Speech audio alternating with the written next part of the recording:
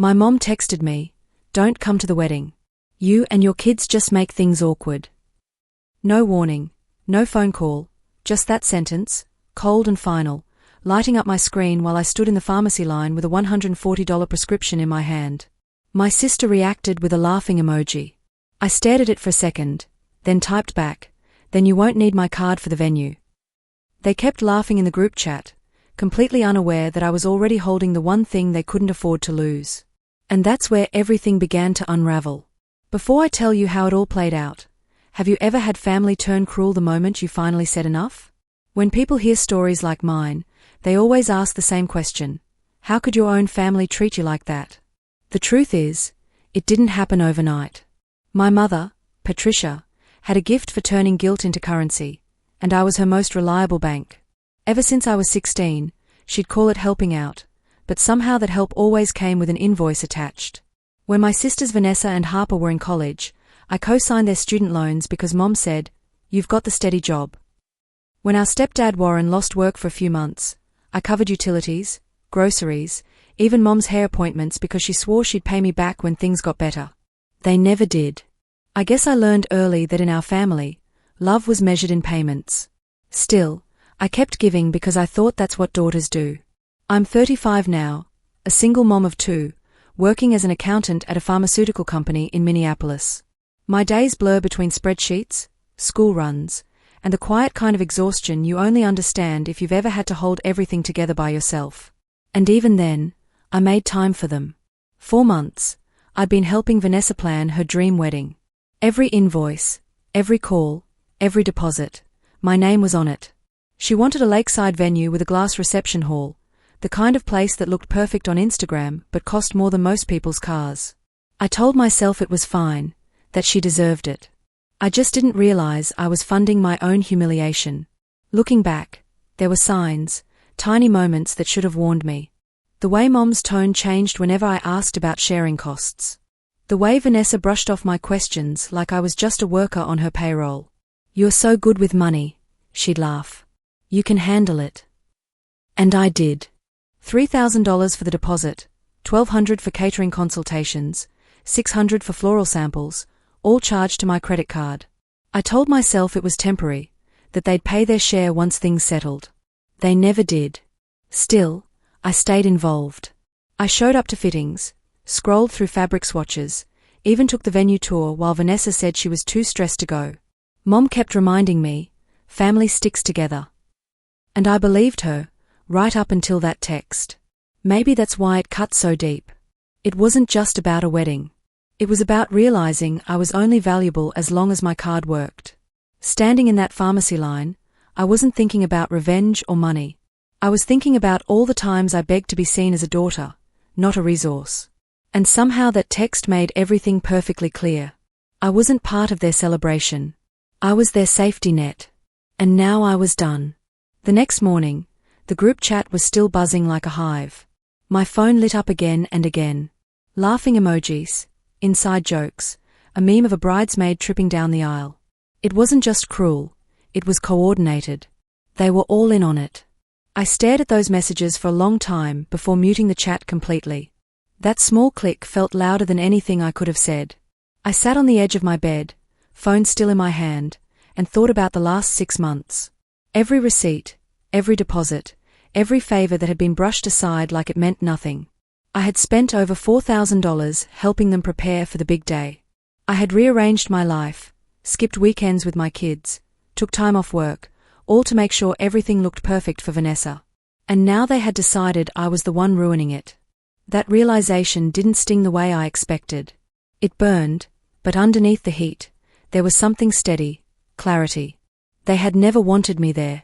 Not really. They wanted what I could give, not who I was. That night, Warren called me. He didn't say much, just that he'd seen the messages. His voice was quiet, careful. "You don't deserve that, Mia," he said. "You've done more than anyone." I could hear the hesitation in his tone, the guilt of someone stuck between loyalty and truth. I told him not to worry, that I was fine. He didn't believe me, but he let it go. When we hung up, I opened my laptop. I scrolled through the venue contract, the one I had signed and paid the deposit for. My name stared back at me in bold black letters. Primary contact, Mia Donovan. I hadn't noticed how heavy those words felt until now. I looked around my apartment, quiet, dimly lit, the kids asleep in their rooms, and realized this was the only space that ever felt safe. Everything outside these walls belonged to them. The guilt, the expectations, the manipulation. But this was mine. My cursor hovered over the email draft I had started weeks ago when the venue asked for final confirmation. I remembered the coordinator's friendly voice. You can reach out anytime if you need to make changes. My fingers tapped the keys before I could second-guess myself. I typed, "Can I cancel the booking if needed?" and hit send. The next morning, the reply came, "Yes, since you're the primary on file." I sat back, reading it twice, my pulse steady for the first time in days. They thought I'd stay quiet, that I'd keep paying, keep apologizing, keep trying to earn a seat at a table that had already decided I didn't belong. But what they didn't know, what they never imagined, was that the table was about to disappear entirely. I didn't cancel the venue right away. I waited 2 days, long enough for them to keep laughing, long enough for the silence to grow sharp. By Wednesday morning, Vanessa posted a countdown on her Instagram story. 12 days until forever. I watched it for exactly 3 seconds before opening my laptop. The venue coordinator, Rebecca, picked up on the second ring. She remembered me right away, probably because I was the only one who ever showed up for the planning meetings. "Hi, Mia. Are we confirming the final payment today?" she asked, cheerful as ever. "Actually," I said, keeping my voice calm, "I need to cancel the event." There was a pause on the line. Then, in that quiet, I could almost hear her nod. "Understood. Since the contract's under your name, I'll process the cancellation right now." Just like that, months of planning vanished with a single click. But instead of guilt, I felt stillness, the kind that follows a storm when the air feels heavy but clean. After hanging up, I sat for a while, staring at the muted group chat. They were still posting memes about the drama queen ruining the mood. I almost smiled, because in a few hours, they'd realize what real drama looked like.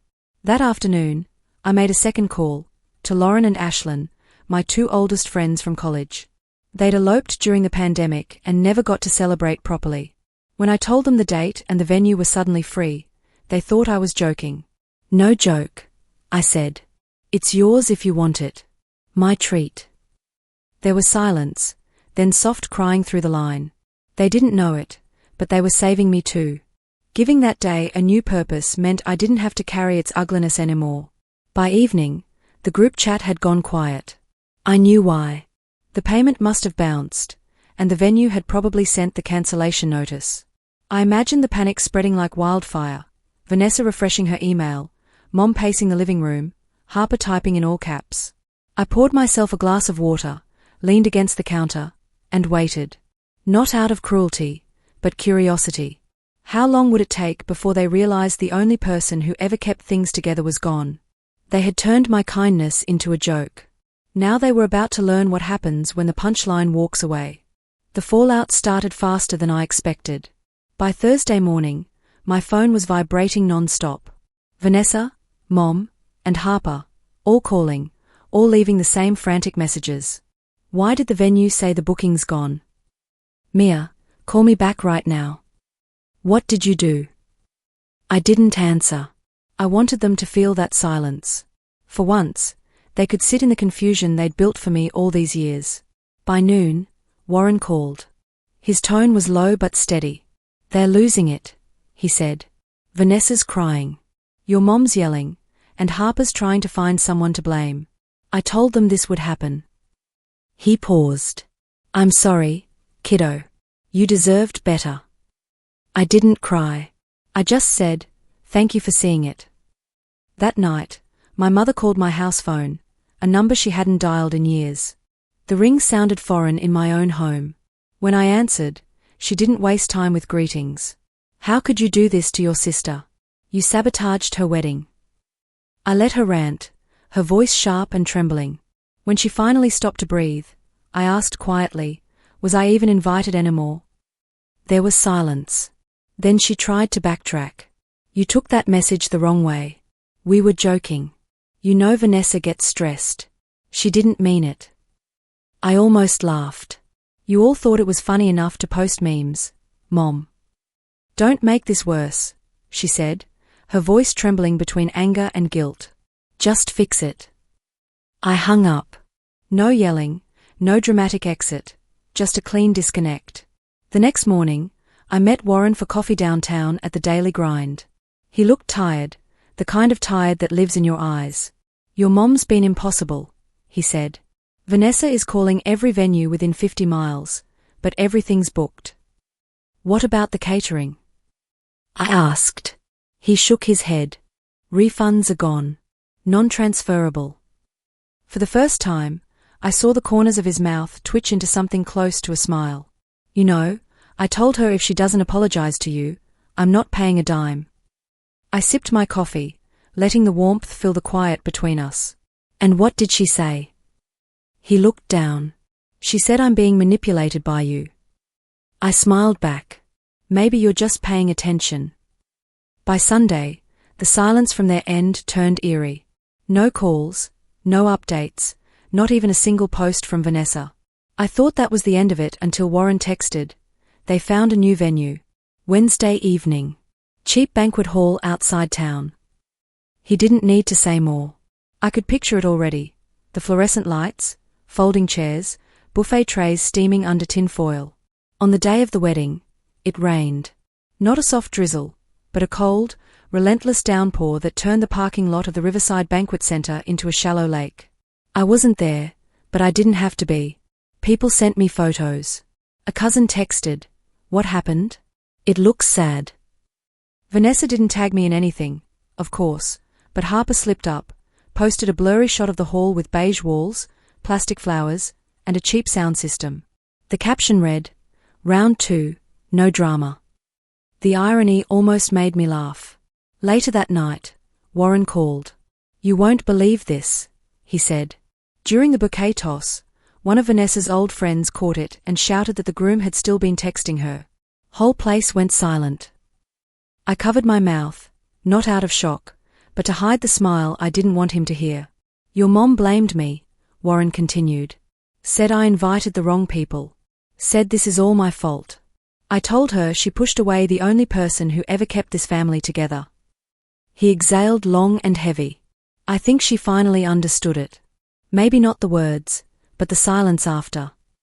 When the call ended, I sat on my couch for a long time, listening to the quiet hum of the refrigerator, the faint breathing of my kids asleep down the hall. I expected to feel vindicated, maybe triumphant, but instead I felt calm, like something heavy had finally slid off my chest. The next morning, Vanessa texted me for the first time since the chaos began. "You must feel proud of yourself. Everyone's talking about how cold you are."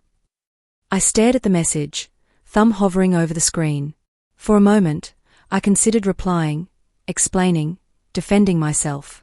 But what would be the point? She didn't want the truth. She wanted a reaction. So I put the phone face down and let it buzz against the table until it stopped. A few days later, Warren texted again, 2 words, "I'm leaving." I called him immediately. "You mean?" "Yeah," he said. "I told your mom I'm done. I can't live in a house where decency is treated like betrayal." His voice softened. "I added your name to my insurance, by the way. You're the only one who ever treated me like family." My throat tightened, but no tears came. I just whispered, "Thank you." That night, I walked out to the balcony. The rain had stopped. The air smelled clean, like everything had been washed new. I thought about the text that started it all, my mom's cold words, the emojis, the laughter. They thought I was being petty when I pulled away. But they never understood it wasn't revenge. It was release. For years, I'd been paying for their peace. Now, for the first time, it was mine. Warren moved out a week later. No fight, no shouting, just a quiet departure that said everything words couldn't.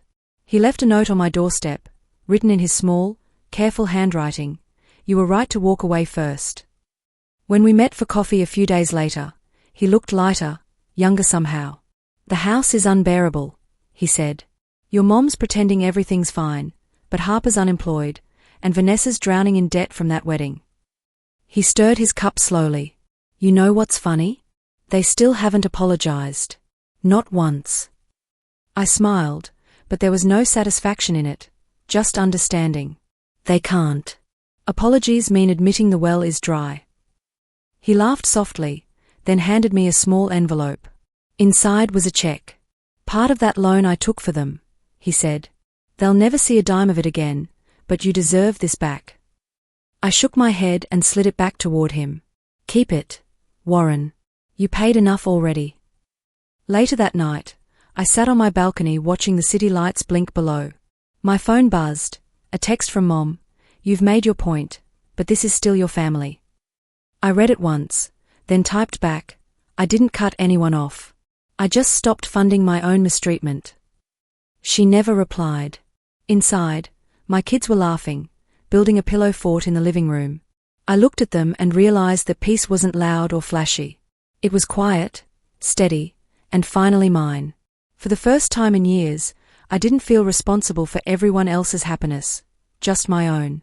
I used to think love meant staying, no matter how much it hurt, that loyalty was about carrying the weight, even when it wasn't mine. But now I know, love without respect is just control dressed as care. Walking away wasn't revenge. It was survival. If there's one thing this whole mess taught me, it's that peace doesn't always come from fixing what's broken. It comes from finally letting it fall. The morning after Mom's last text, I woke up feeling different, not lighter in some dramatic way, but steadier. Like I'd finally planted my feet on solid ground after years of standing in quicksand. My daughter, Emma, asked me at breakfast why Grandma wasn't calling anymore. My son, Noah, just kept eating his Cheerios, oblivious to the adult chaos that had been swirling around us. I told them the truth, in a way they could understand. Sometimes people need space to figure things out. Emma nodded, satisfied, and went back to her pancakes.